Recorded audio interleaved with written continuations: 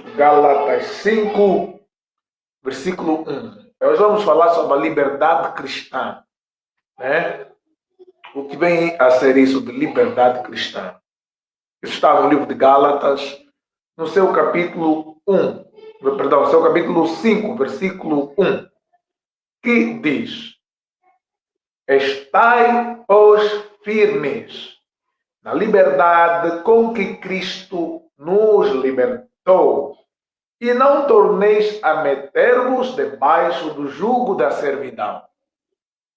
Estai, pois, firmes na liberdade com que Cristo nos libertou, e não torneis a meter-vos debaixo do jugo da servidão. Bem, Paulo escreve para os irmãos da Galácia. Bem, eram várias igrejas na Galácia. A carta aos Gálatas, junto com a carta aos Romanos, são chamadas de cartas ou epístolas da salvação. Paulo trata da salvação. São duas epístolas que são especificamente epístolas da salvação, Romanos e Gálatas. Eu já estou aqui a vos dar chama-se pano de fundo, ou um panorama daquilo que é a Epístola aos Gálatas, que é onde está o versículo que eu acabei de ler há bem pouco tempo. O versículo que acabei de ler diz: Estai, pois, firme na liberdade com que Cristo nos libertou, e não volteis a colocar-vos debaixo do jugo da servidão. Primeiro, o que é jugo da servidão? Qual é essa liberdade com que Cristo nos libertou? Estava já aqui a dizer que Gálatas, diferente das outras epístolas que é Corinto, Éfeso e por aí fora, aqui no versículo 2 você pode notar o seguinte: e todos os irmãos que estão comigo, as igrejas da Galácia, as igrejas no plural da Galácia. Então, não é como a igreja que está em Éfeso, a igreja não. Na Galácia tinham várias igrejas e Paulo então escreve para essas igrejas da Galácia, que são os irmãos que nós chamamos os Gálatas. Qual é esse panorama? Qual é esse pano de fundo, então? Qual é o contexto histórico que a igreja de Gálatas vivia, ou da Galácia vivia, para fazer com que Paulo então escrevesse para eles esta carta? Bem, Paulo havia fundado a igreja, e Paulo, ele era perseguido pelos judeus. Vocês sabem que Paulo foi do judaísmo, antes de se converter ao cristianismo, ele era um judeu zeloso. Pensava que estava fazendo um trabalho para Deus. Perseguia os cristãos. E isso irritou muito os judeus. E também tiveram os judeus que não tiveram uma conversão genuína. Quer dizer, eram pessoas que saíram do judaísmo, entraram para o cristianismo, mas a intenção então era deturpar a mensagem de Cristo. Esses indivíduos são chamados de judaizantes. Judaizantes, ou seja, para eles a pessoa não pode ir para o cristianismo sem passar pelo judaísmo. Então, o que eles faziam? Eles iam aonde Paulo ia, primeiro colocavam em causa a autoridade apostólica de Paulo, dizendo que Paulo não é apóstolo de Cristo e que ele não trazia a carta da recomendação da igreja primitiva, dos outros crentes. E Paulo disse para eles: vocês são a minha carta. Eu não preciso de carta que me autoriza a fazer o que eu faço. Eles são apóstolos, eu também sou. Eles viram Cristo, eu também vi. Cristo me apareceu por último, embora eu não seja digno de ser chamado apóstolo.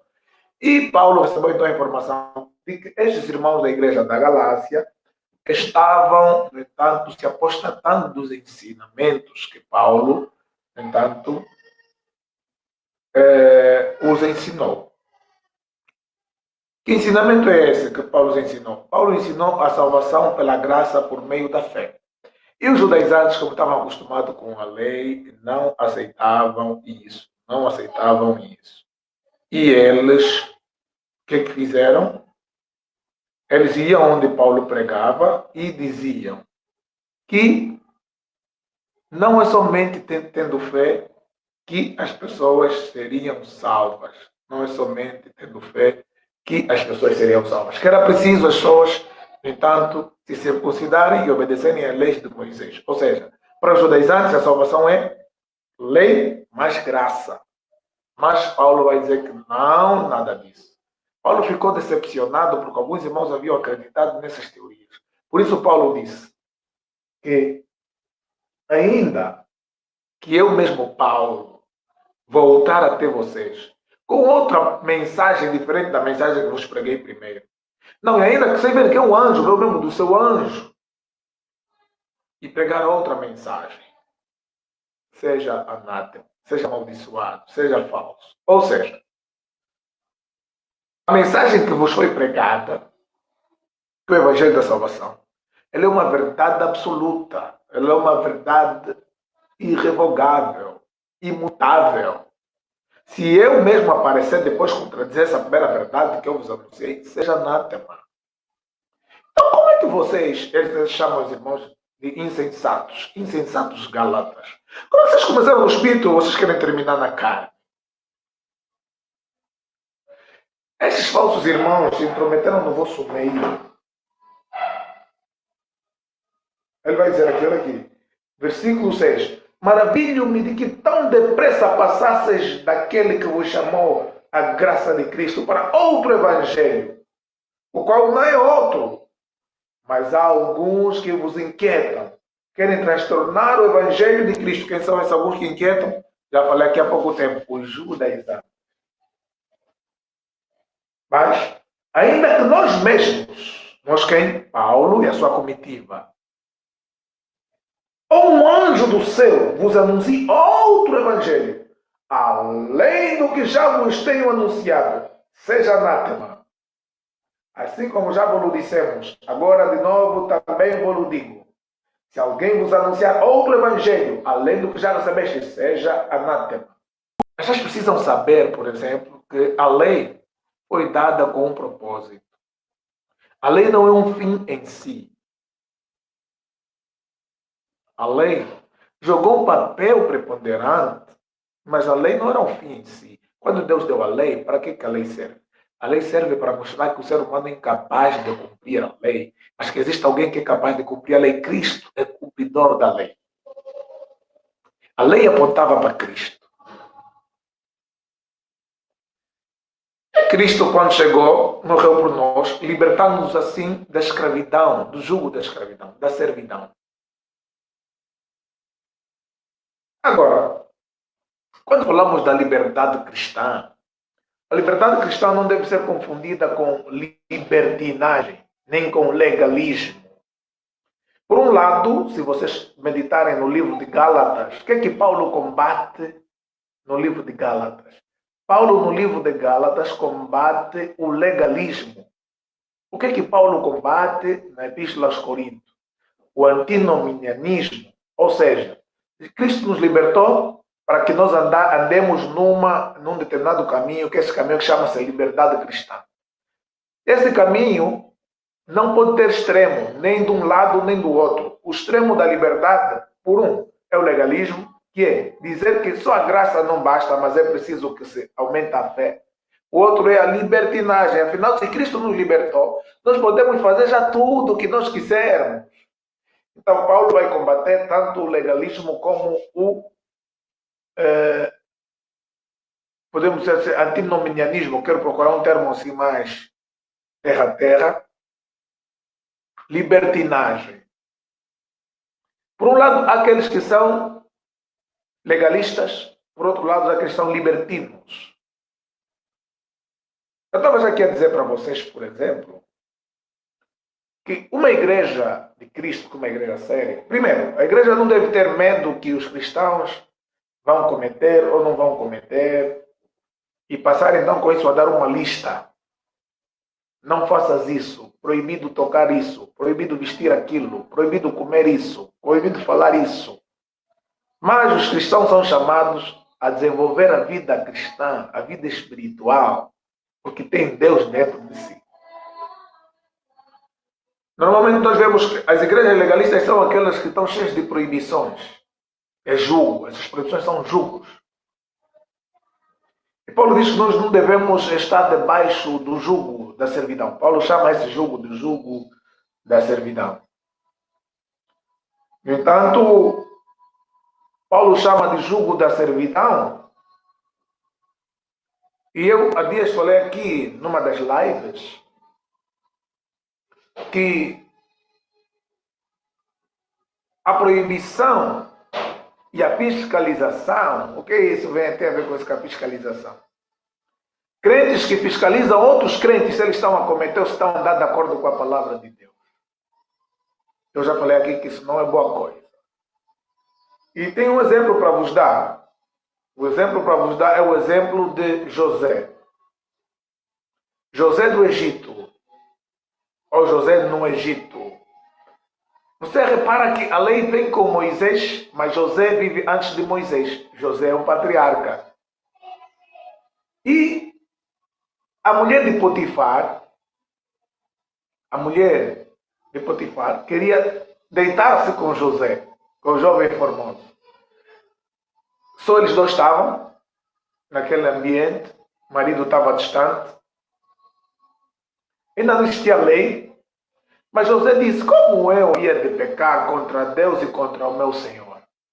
Então, como é que Josué sabia que aquilo era pecado se ainda não tinha uma palavra escrita em tábuas de pedra dizendo não cobiçarás a mulher do teu próximo? Então, aqui nós aprendemos o que é aquela passagem que Deus prometeu. Perdão. Qual é a passagem que Deus prometeu? Que havia de escrever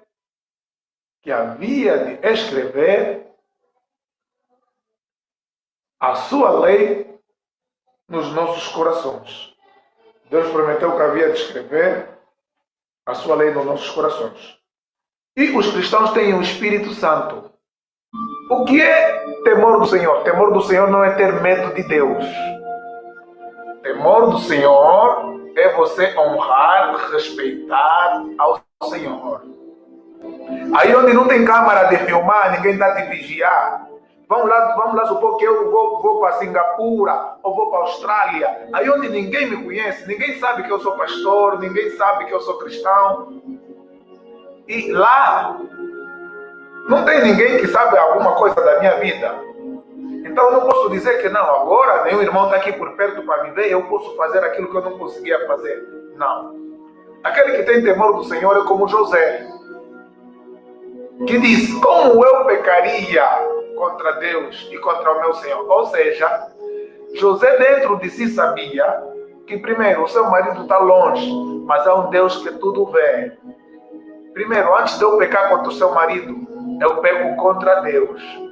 Então, a liberdade cristã é isso. Liberdade cristã é você saber que você não precisa de fiscais, de pessoas que controlam a tua vida. Está a pecar, não está a pecar, está a fazer, não está a fazer. Mas é você ter a autorresponsabilidade de que você é um cristão, de que você é uma cristã, e que você é um servo, uma serva de Deus, um filho de Deus, que você teme ao Senhor.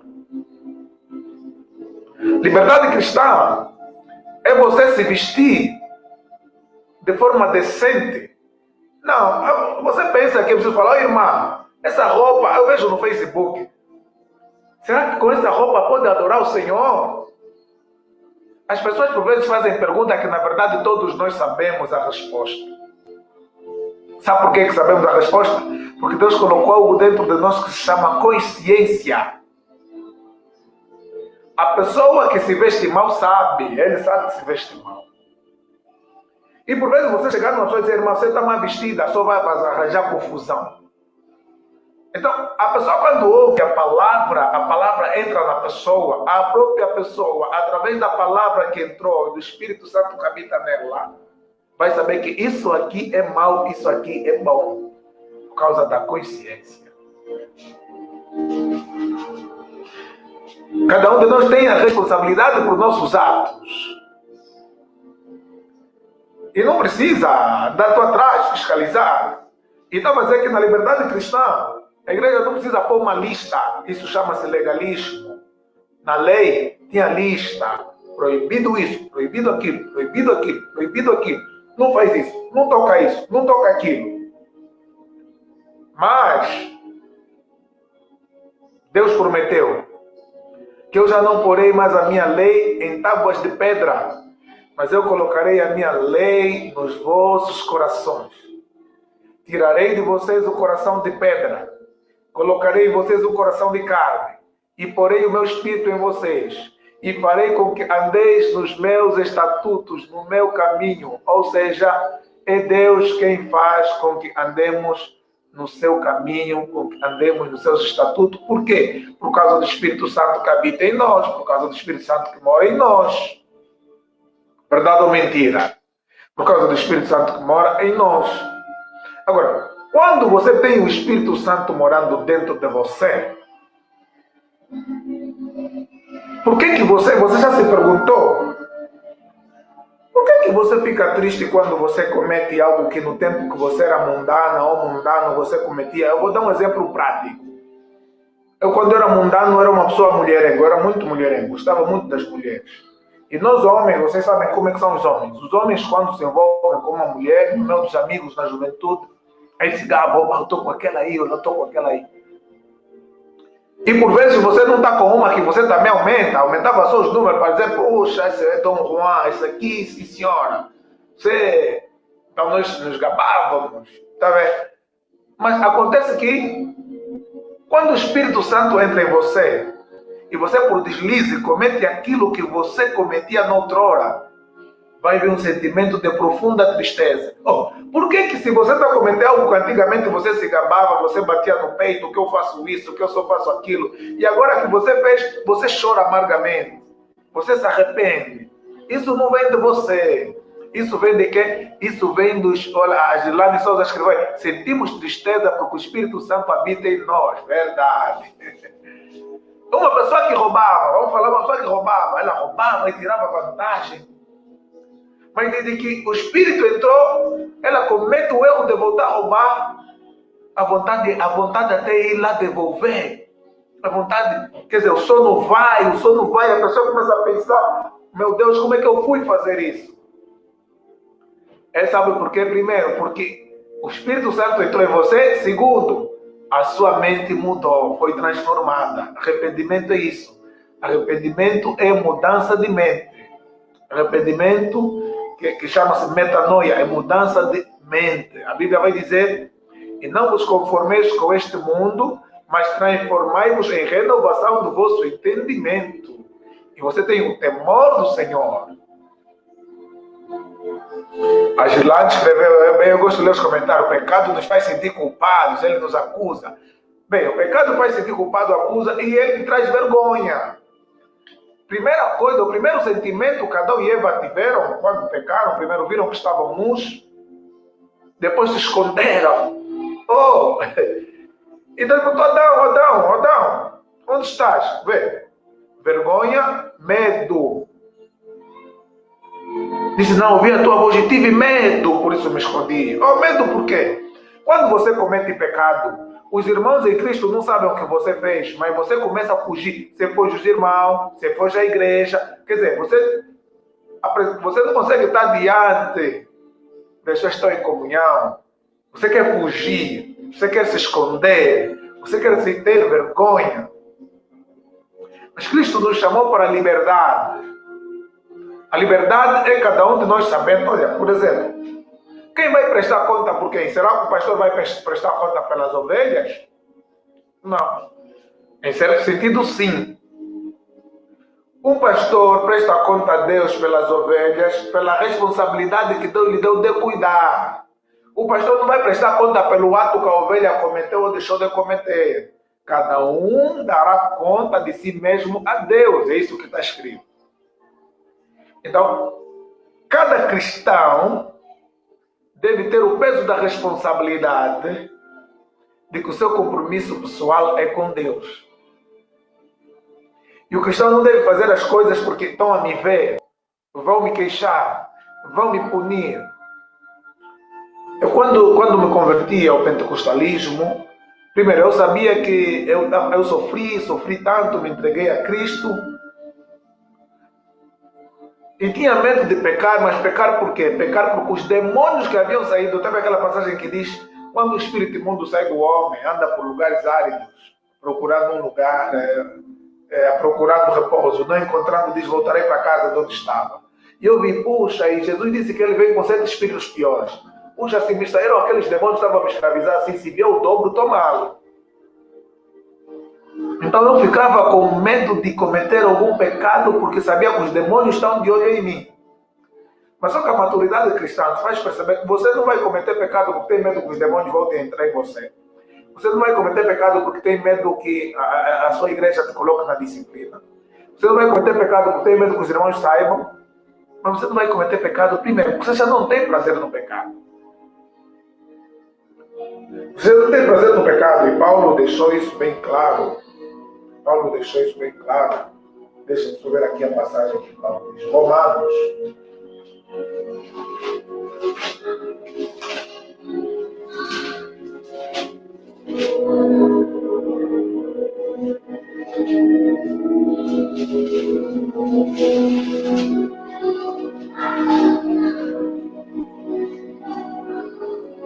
Romanos 6. Olha aqui a Bíblia, aqui, Romanos 6.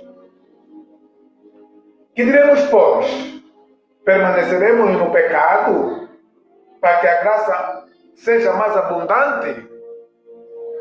Você lembra quem estava no princípio? Eu falei aqui que no livro de Gálatas, Paulo combate o legalismo, ou seja, aqueles que colocam regras, leis demasiadas para as pessoas cumprirem. E em Corinto ele combate a libertinagem, o abuso da liberdade cristã.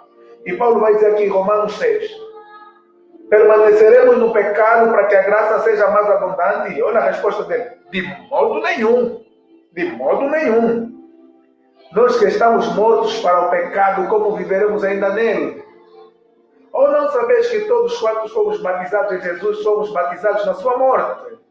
De sorte que fomos sepultados com ele pelo batismo na morte, para que como Cristo ressuscitou dos mortos para a glória do Pai, assim andemos nós também em novidade de vida. Porque se formos plantados juntamente com ele, semelhança da sua morte, também seremos na sua ressurreição. Sabendo isto, que o nosso velho homem foi com ele crucificado, para que o corpo do pecado seja desfeito, a fim de que não sirvamos mais ao pecado, porque aquele que está morto está justificado do pecado. Ora, se já morremos em Cristo, cremos que também com ele viveremos. E lá diz, nossa carne nos faz ver coisas onde não existem. Por isso a importância de estarmos falando com Deus diariamente. Satanás usa aquele que não está em espírito, bem verdade. Jesus próprio disse que os nossos olhos são a candeia ou a lâmpada do corpo. De sorte que se os seus olhos forem bons, todo o teu corpo terá luz. Mas se os teus olhos forem maus, todo o teu corpo terá treva. E ele diz quão grandes serão essas trevas. E é científico, estudos psicológicos dizem que o homem é atraído por aquilo que ele vê e a mulher é atraída por aquilo que ela ouve. Então significa que precisamos ter muito cuidado com aquilo que nós vemos e muito cuidado com aquilo que nós ouvimos. Porque o que vemos e ouvimos alimenta o nosso subconsciente, persuade a nossa forma de pensar. Porque como eu falei que arrependimento é mudança de pensamento. No entanto, é preciso que você saiba como você deve pensar. Olha, a Bíblia vai dizer assim, pensai nas coisas que são de cima. Deus até já nos dá uma dica. Pensai nas coisas que são de cima. Mas como vou pensar nas coisas que são de cima se não conheço o que está lá em cima, não sei o que está lá em cima? Não, pensar nas coisas que são de cima é pensar nas coisas espirituais. A Bíblia vai dizer que a inclinação para a carne é morte, mas a inclinação para o espírito é vida. Nós estamos divididos, nós estamos no meio. Nós temos que decidir se vamos nos inclinar para a carne ou para o espírito. Mas já está a dizer que a inclinação para o espírito é vida. A inclinação para a carne é morte da certa. Porque o salário do pecado é quê? É a morte. Mas o dom gratuito de Deus é a vida eterna. Nós não devemos nos apegar a Deus, frequentar a igreja, porque temos medo de ir para o inferno. Mas devemos estar com Cristo porque nós o amamos e nós desejamos e amamos o céu. O céu ainda é o melhor lugar para nós. Quando digo céu, Digo o período que nós vamos estar com Cristo no céu, porque o paraíso será na terra. Então, liberdade cristã vamos dar aqui um exemplo. Paulo vai tratar disso. Paulo vai falar das pessoas que têm mente fraca e não comem carne sacrificada a ídolo. Porque as pessoas que vendiam as carnes eram pagãs. E muitas das vezes, aquele lucro da carne era fruto de rituais que eles faziam para o negócio prosperar, para o negócio andar. E o que acontecia? Eles sacrificavam aos ídolos.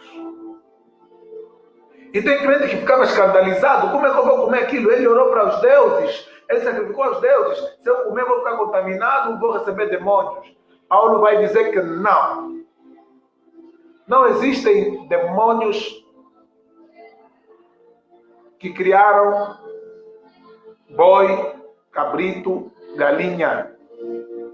Tudo é criação de Deus.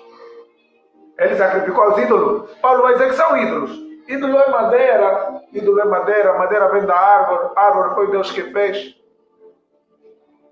Então como é que você não vai comer alguma coisa pelo facto de você achar que aquilo foi sacrificado aos ídolos? É como nós em Angola. Em Angola, vocês sabem, tem muitas...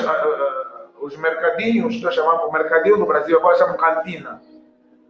Maioritariamente são muçulmanos que vendem nas cantinas. E eles consagram tudo a Allah, a Maomé, consagram tudo a Allah. E agora você vai comprar. Ele consagrou a Allah, a Maomé, ou Mohammed. Agora você crente em Cristo, você vai deixar de comprar lá porque ele orou para Maomé, Mohammed? Não. Você compra, tudo que você compra, você consagra em nome do Senhor Jesus, aquilo não tem poder espiritual nenhum.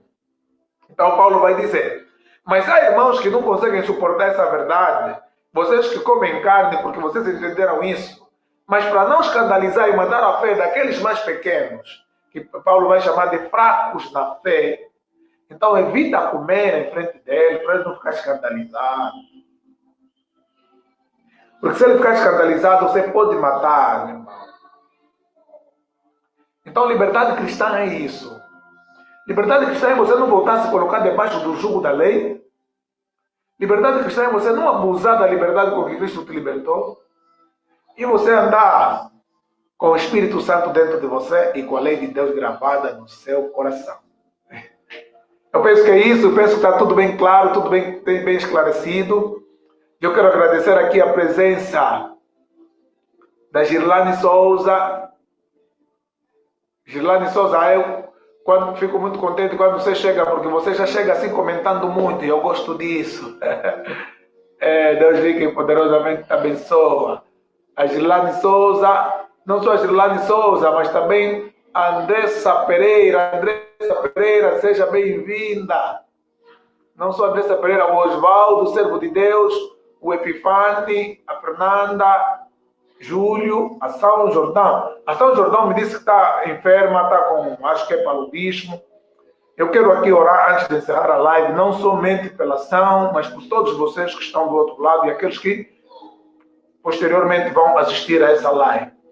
Que Deus rico e poderosamente vos abençoe. Eu vou tirar um dia que vou falar aqui sobre a cura divina. Cura divina. Para vocês que se encontram com alguma enfermidade, saibam que a cura é pão dos filhos. Quando a mulher cananeia foi até Jesus pedir cura, Jesus disse que eu não posso dar o pão dos filhos aos cachorrinhos. Ou seja, Jesus não faltou respeito àquela mulher, não chamou ela de cadela. Né? Mas ele tratou que os gentios, ele está dizendo que a cura divina é uma aliança. A aliança com quem? Com o povo de Deus, porque está escrito que ele levou sobre si, mas sobre si as nossas dores. Nossas com quem? Daquele povo com quem ele tem uma aliança. Esta é a fé de Abraão. Aquela mulher não fazia parte da aliança, mas Jesus testou ela, se ela tinha fé. E ela disse, mas também os filhos, os cachorrinhos comem da migalha que cai das mesas do seu Senhor. E Jesus gostou, porque aquilo foi para ver a atitude dela. E Jesus disse, bem, a tua fé te salvou. Vai, será feito conforme a tua fé. E imediatamente a filha daquela mulher ficou curada. Deus, em nome de Jesus, eu quero entregar a tua serva a São Jordão. Não só ela, como quero entregar a Andressa Pereira, a Girlane Souza, quero entregar o Osvaldo, quero entregar o Epifani, quero entregar, oh Deus, nas tuas mãos, todos os teus servos, Pai, que estão aqui acompanhando a Fernanda Júlio, a partir da Angola, Pai, e as irmãs a partir do Brasil, quem está a partir de Moçambique, nós consagramos nas tuas mãos, pedimos que o Senhor cura toda, Senhor, cura de toda a enfermidade. Derrama, Senhor, o teu bálsamo precioso sobre cada alma, sobre cada corpo, espírito. Repreenda, Senhor, todos os demônios, todo o poder do mal. E nós declaramos a cura divina, que é um direito para todos os cristãos na vossa vida, em especial na vida da irmã São Jordão, que ontem pediu uma oração. E nós pedimos e agradecemos na certeza de que Deus sempre nos tem ouvido nossos pedidos, nossas petições. Em nome de Jesus. Amém. Muito obrigado, minhas irmãs e meus irmãos. Amanhã estaremos juntos com mais um outro estudo. Permaneçam na liberdade com que Cristo vos libertou, sem medo. O crente não pode andar com medo. Medo de cair, medo de pecar, medo de falhar. A Bíblia diz: o verdadeiro amor lança fora todo medo. Mas com temor. Temor não é ter medo de Deus. Deus não é um pai mau. Você deve ter medo. Deus é um pai amoroso. Deus quer construir conosco uma relação de liberdade, de amor. É isso que Deus quer. Deus não quer robôs, Deus não quer medrosos, Deus não quer servos apenas, Deus quer filhos. E quer ter um relacionamento de amor com seus filhos. Deus a todos abençoe rico e poderosamente. Amanhã estaremos juntos. Um grande abraço.